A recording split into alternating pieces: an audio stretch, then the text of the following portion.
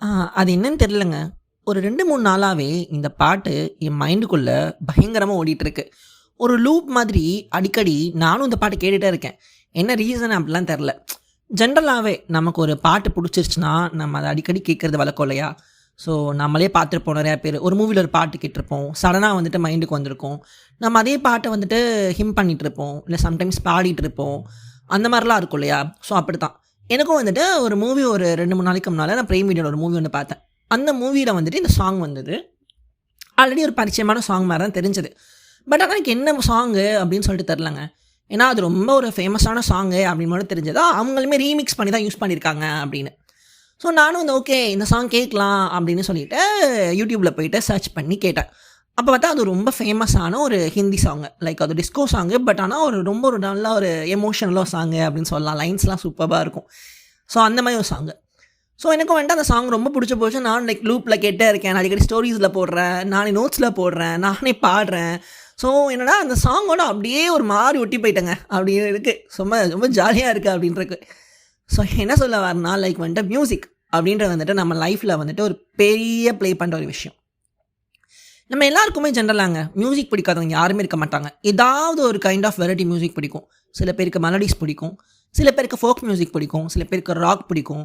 சில பேருக்கு டிஸ்கோ பிடிக்கும். ஸோ அந்த மாதிரி எல்லாருக்கும் வந்துட்டு ஒரு டைப் ஆஃப் மியூசிக் கண்டிப்பாக பிடிக்கும். நம்ம லைஃப்பில் பாட்டுன்றது வந்துட்டு ஒரு பெரிய பார்ட்டுனே அப்படின்னு சொல்லலாம். ஓகேவா? ஸோ அந்த மாதிரி தான் எல்லாருக்கும் வந்துட்டு நம்ம சின்ன வயசுலேருந்து நிறையா பாட்டு கேட்டு தான் வளர்ந்துருப்போம். நம்ம பறக்கும் போதே நம்ம அம்மா வந்துட்டு நமக்கு ஐ மீன் தாலாட்டு பாடல் பாடியிருப்பாங்க. ஸோ அதை கேட்டு தான் நம்ம தூங்கியிருப்போம். நம்ம இந்தியா மட்டும் கிடையாதுங்க. ஜென்ரலாக எல்லா கண்ட்ரீஸ்லையுமே அந்தந்த லாங்குவேஜுக்கு வந்துட்டு கண்டிப்பாக வந்துட்டு அந்த தாலாட்டு பாடல்ன்றது இருந்திருக்கும். அதுக்கப்புறம் நம்ம பெருசானதுக்கப்புறமும் கொஞ்சம் கொஞ்சமாக ரைம்ஸ் கேட்க ஆரம்பிச்சிருப்போம். அதுக்கப்புறம் கொஞ்சம் வயசானதுக்கப்புறம் நம்ம மூவி சாங்ஸுக்கெலாம் வந்திருப்போம். ஸோ கொஞ்சம் ஐ மீன் அடல்ட் ஆனதுக்கப்புறம் நம்ம நிறையா மூவி சாங்ஸ்லாம் கேட்டிருப்போம். கண்டினியூஸாக இங்கிலீஷில் டிஃப்ரெண்ட் வெரைட்டிஸ்லாம் சர்ச் பண்ணி கேட்டுட்டு இருந்திருப்போம். ஸோ மியூசிக்ன்றது அப்படி தான் நம்ம லைஃப்பில் வந்துட்டு எப்போவுமே இருக்கிற ஒரு விஷயம். அது நம்ம பறக்கிறதுலேருந்து நம்ம கடைசி இறக்குற வரைக்குமே அந்த விஷயம் இருக்குது. ஓகே, இன்றைக்கி டாபிக் என்னன்னு சொல்லிட்டு கெஸ் பண்ணியிருப்பீங்க அப்படின்னு நினைக்கிறேன். ஆமாங்க, மியூசிக். ஸோ நம்ம ஆல்ரெடி சொன்ன மாதிரி நம்ம போன டாப்பிக்கில் நிறையா பேசிட்டோம். லைக் என்னென்னா அன்சென்ட் மெசேஜஸ் பற்றி பேசணும். அப்புறம் வந்துட்டு மிஸ் அண்டர்ஸ்டாண்டிங் பற்றி பேசணும். இது ரெண்டுமே கொஞ்சம் பெரிய பவர் பாயிண்ட் அப்படின்னு சொல்லலாம். ஸோ நிறைய பேர் டிஎம் பண்ணிங்க. ரொம்ப நன்றி அதுக்காக. உங்களோட கமெண்ட்ஸை வந்துட்டு நான் ரீட் பண்ணேன். I am very happy. நீங்கள் கேட்குறது ரொம்ப ரொம்ப சந்தோஷமாக இருக்குது. அண்ட் நீங்கள் சொல்லியிருக்க நிறைய புது புது ஐடியாஸையும் நான் கண்டிப்பாக ஃப்யூச்சரில் இம்ப்ளிமெண்ட் பண்ணுறேன். ஸோ என்னென்னா இந்த மியூசிக்ன்றது வந்துட்டு நான் ஆல்ரெடி சொன்ன மாதிரி நம்ம லைஃப்பில் ஒரு பெரிய ப்ளே பண்ணுற ஒரு விஷயம். அந்த மியூசிக்கானா நீங்கள் என்னைக்கா யோசிச்சிருக்கீங்களா? அதுக்கு வந்துட்டு ஏதாவது சைக்காலஜிக்கல் ஆஸ்பெக்ட் இருக்கா? இல்லை ஏன் வந்துட்டு நம்ம ஒரு மியூசிக் கேட்டால் நம்மளை அறியாமே நம்ம தலை ஆடுது அப்படின்னு சொல்லிட்டு. நம்ம ஜென்ரலாகவே பண்ணியிருப்போங்க. நம்ம ஒரு பாட்டு கேட்குறப்போ நம்மளே அறியாமல் நம்ம தலை ஆடி இருக்கோம். அப்படி இல்லாட்டினா வந்துட்டு தாலாட்டம் போட்டிருப்போம். இல்லாட்டினா வந்துட்டு தாளம் போட்டிருப்போம். அப்படின்னா வந்துட்டு காலாட்டியிருப்போம். அந்த மாதிரிலாம் நீங்கள் பண்ணியிருப்பீங்கன்னு தெரியல. பட் நான் கண்டிப்பாக பண்ணியிருக்கேன். பிகாஸ் வந்துட்டு எனக்கு மியூசிக் ரொம்ப பிடிக்கும். என் லைஃப்பில் வந்துட்டு ஒரு பெரிய பார்ட் வந்து மியூசிக்கு இருக்குது. நான் ஹாப்பியாக இருந்தாலும் சரி, சேடாக இருந்தாலும் சரி, ரொம்ப போரிங்காக இருந்தாலும் சரி, நான் வந்து கடுப்பாக இருந்தாலும் சரி, பாட்டு கேட்பேன் கண்டிப்பாக. ஸோ கேட்குறப்போ என்னையே அறியாமல் ஒரு ஹாப்பினஸ் கிடைக்குது எனக்கு. ஸோ நான் கொஞ்சம் என்னோடய ஸ்ட்ரெஸ்ஸு குறையும். நான் ரொம்ப ஹாப்பியாக ஃபீல் பண்ணுவேன். ஒரு மாதிரி சின்ன ரிலாக்ஸேஷன் அப்படின்னு சொல்லலாம். ஸோ ஆப்வியஸ்லி எல்லாருமே கேட்டிருப்போம் அப்படி தானே. ஸோ அதுதான். ஸோ இந்த சைக்காலஜிக்கல் ஆஸ்பெக்ட் பற்றி தான் இன்றைக்கி நம்ம பேச போகிறோம். ஸோ மியூசிக்குக்கும் சைக்காலஜிக்கும் என்ன சம்மந்தம்? ஏன் வந்துட்டு மியூசிக் கேட்டால் நம்ம அறியாமையே நம்ம தலையாடுது அப்படின்றத தெரிஞ்சுக்கலாம் வாங்க. ஓகே, ஃபர்ஸ்ட் பாயிண்ட் என்னென்னா பீட் டிடெக்ஷன் அப்படின்னு சொல்கிறாங்கங்க. அதாவது என்னென்னா பிரெயினில் இருக்கிற ஆடிட்டரி கார்டெக்ஸ் என்ன பண்ணுதுன்னா மியூசிக் கேட்குறப்போ நம்மளை அறியாமையே ஒரு சேம் பேட்டர்னை வந்துட்டு சர்ச் பண்ணுது அந்த வேவில் கேட்குற வேவ்ல இருந்து. ஸோ மியூசிக்கோட வேவ் வந்துட்டு அந்த சேம் பேட்டர்னாக இருக்கிறச்சே என்ன ஆகுதுன்னா அது வந்துட்டு அங்கே கேப்சர் பண்ணிடுது. கேப்சர் பண்ணிட்டு என்ன பண்ணுதுன்னா அப்போ நம்மளை அறியாமே வந்துட்டு நம்மளுக்கு ஹெட்டு வந்துட்டு ஆட ஆரம்பிச்சிருது அப்படின்னு சொல்கிறாங்க. செகண்ட் பாயிண்ட் என்னென்னா பிரெயின் என்ட்ரைன்மெண்ட். அதாவது பிரெயினில் வந்துட்டு எலக்ட்ரானிக்கல் வேவ்ஸ் இருக்கும் தெரியலையா, நியூரான்ஸ். ஸோ அதே மாதிரி வந்துட்டு மியூசிக்கில் வந்துட்டு வேவ்ஸ் இருக்கும். ஸோ இந்த பிரெயினில் இருக்கிற இந்த நியூரல் எலக்ட்ரானிக்கல் வேவ்ஸும் மியூசிக்கோட வேவ்ஸும் என்ன ஆகுதுன்னா மேட்ச் ஆகுது, அதாவது சிங்க் ஆகுது அப்படின்னு சொல்கிறாங்க. ஸோ அப்படி சிங்க் ஆகிற நேரத்தில் என்ன ஆகுதுன்னா பிரெயினில் இருக்கிற நியூரான்ஸ் வந்துட்டு ஃபயர் ஆகுமாங்க. அது என்ன பண்ணுதுன்னா மசிலுக்கு வந்துட்டு ஒரு சிக்னலை சென்ட் பண்ணுது. அந்த சிக்னல் ஆட்டோமேட்டிக்காக நம்மளை அறியாமையே நம்மளை ஹெட்டை ஷேக் பண்ண வைக்குதே அப்படின்னு சொல்கிறாங்க. பார்த்தீங்களாங்க, நம்பவே முடியல. ஒரு சின்ன ஒரு விஷயம் நம்ம பிரெயின் பார்க்குறதுக்கு இவ்வளோன்னு இருக்குது. லைக் பார்த்தீங்கன்னா, நான் இவ்வளோ பெரிய வேலை பார்க்குது. லைக் பிரெயின் இல்லாமல் ஒன்றுமே பண்ண முடியாது. அது வேறு டாப்பிக்கு. அதுக்கு போனால் போயிட்டே இருக்கணும். ஸோ நம்ம டாப்பிக்குள்ளே வரலாம். தேர்ட் பாயிண்ட் என்னென்னு பார்த்தீங்கன்னா, நான் ஆல்ரெடி சொன்ன மாதிரி மியூசிக் வந்துட்டு ஒரு ஹாப்பி ஹார்மோனை செக்ரீட் பண்ணுது. அதான் டோபமைன். நமக்கு பிடிச்ச ஒரு விஷயம் எதுவாக இருந்தாலும் சரி, நமக்கு மூவி பார்க்கும் போதும் சரி, இல்லை ஃப்ரெண்ட்ஸ் கூட இருக்கும் போதும் சரி, ஃபேமிலியோ இல்லை பிலோடு ஒன்றோ யாரு கூடவோ நீங்கள் டைம் ஸ்பெண்ட் போதும் சரி, மியூசிக் கேட்குறப்பவும் சரி, எந்த வேலை ஜிம்மாக இருக்கட்டும், இல்லை ஏதோ உங்களுக்கு பிடிச்சிருக்கு கார்டனிங் ஆகட்டும், அந்த டைமில் ஒரு பிடிச்ச ஒரு விஷயம் செய்கிறப்போ உங்களோட ஹாப்பி ஹார்மோன் அதாவது டோபமைன் செக்ரீட் ஆகும். ஸோ இந்த டோபமைன் தான் ஹாப்பினஸ்க்கு வந்துட்டு ரீசன் அப்படின்னு சொல்கிறாங்க. ஸோ மியூசிக்கும் அதே மாதிரி தான். மியூசிக் கேட்குறப்போ அந்த டோபமைன் செக்ரீட் ஆகிறனால நம்ம மூடு வந்துட்டு என்லைட்டன் ஆகுது. ஸோ அதனால ஆட்டோமேட்டிக்காக நம்ம ரொம்ப ஹாப்பியாக ஃபீல் பண்ணுறோம் அப்படின்னு சொல்கிறாங்க. ஸோ ஃபோர்த்து பாயிண்ட் என்னன்னு பார்த்தீங்கன்னா, ஆல்ரெடி சொன்ன மாதிரி மியூசிக் கேட்குற வந்துட்டு ஜென்ரலாக நம்ம ஹியூமன்ஸ்ன்றவங்க வந்துட்டு ஒரு வேவ்ஸ்னால தான் உருவாக்கியிருக்கோம் அப்படின்னு சொல்லிட்டு ரிசர்ச்சர் சொல்கிறாங்கங்க. ஸோ இந்த வேவ்ஸ் என்ன ஆகுதுன்னா, நம்ம எல்லோரும் ஒரு மியூசிக் கேட்குறப்போ நம்ம ரிதம்ன்றது வந்துட்டு நம்ம லைஃப்லேயே வந்துட்டு பறக்கும் போதில் இருக்கும் அப்படின்ற மாதிரிலாம் சொல்கிறாங்க. ஸோ நம்ம ஃப்ரெண்ட்ஸ் கூட இருக்கிறப்போ சரி, அவங்க தலையாட்டும் போது என்ன பண்ணுறோன்னா, நம்மளும் ஆட்டோமேட்டிக்காக வந்துட்டு நம்ம தலையாட்டுறோம் அப்படின்னு சொல்கிறாங்க. ஸோ இதுதான் நம்ம ஏன் வந்துட்டு மியூசிக் கேட்குறப்போ தலையாட்டுறோம் அப்படின்னு சொல்லிட்டு. ஆனால் இது மட்டும் கிடையாதுங்க.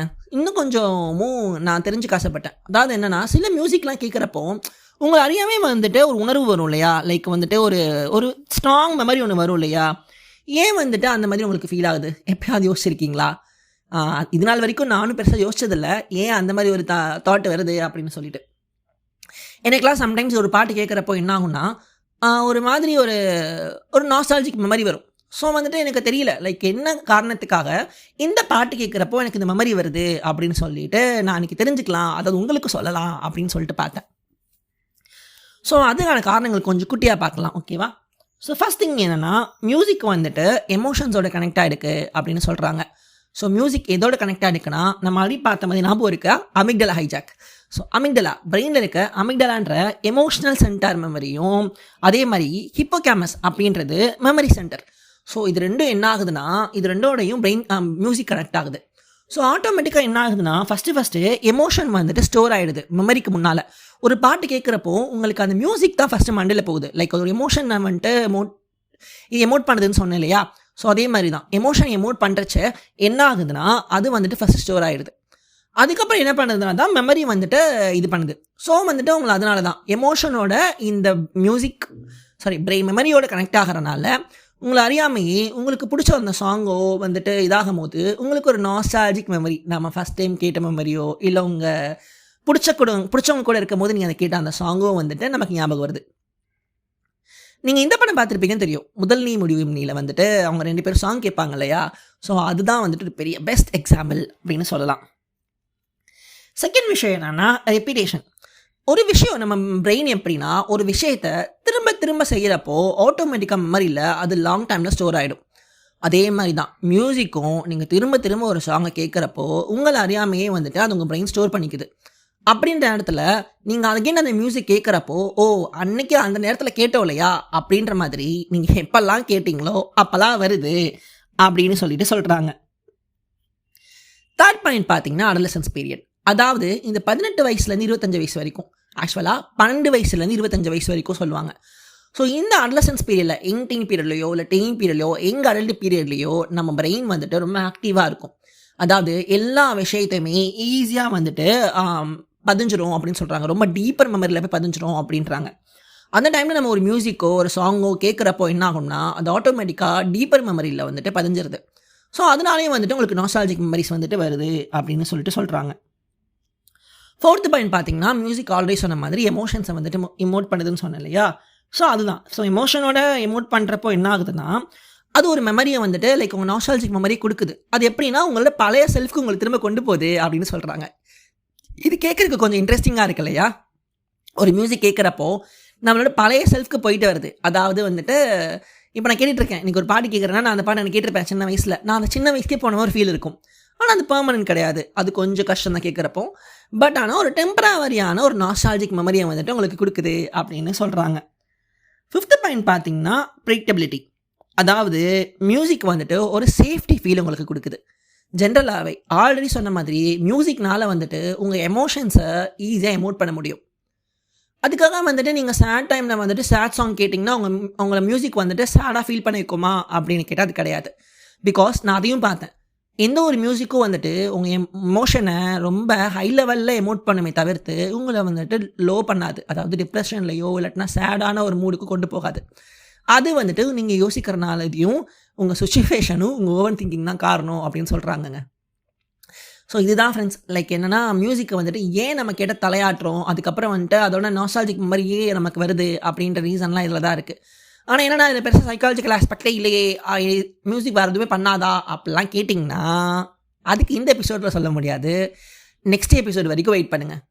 ஓகே ஃப்ரெண்ட்ஸ், அண்ட் மறக்காமல் இது உங்கள் ஃபேமிலிக்கு ஃப்ரெண்ட்ஸுக்கு ஷேர் பண்ணுங்கள். மறக்காமல் நம்மளோட பாட்காஸ்ட்டை ஃபாலோ பண்ணிக்கோங்க ஸ்பாட்டிஃபைல.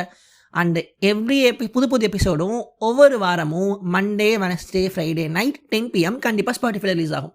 அண்ட் லிங்க் ஆல்ரெடி ஸ்டோரிஸில் வந்துட்டுருக்கு. உங்களுக்கு நான் பர்சனலாக டிஎம் பண்ணுறேன். உங்களுக்கு ஏதாவது ஒப்பீனியன் இருந்தாலும் எனக்கு கண்டிப்பாக மறக்காமல் சொல்லுங்கள். Until the signing off, I am Raja Aditya. Okay guys, take care, bye by.